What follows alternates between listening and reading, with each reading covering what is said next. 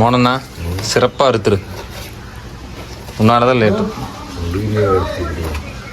ஆமாண்ணா போன வருஷம் எத்தனை கிலோ போட்டோம்னே தெரியலண்ணா. இந்த வருஷம் வீடியோ எடுத்து போட்டால் தான் எத்தனை கிலோ அறுத்தோ என்னங்கிறது தெரியும். இவன் பாரு ஏமாத்திட்டே சுற்றி இருக்கிறேன் அளவுன்ட்டு. தக்காளி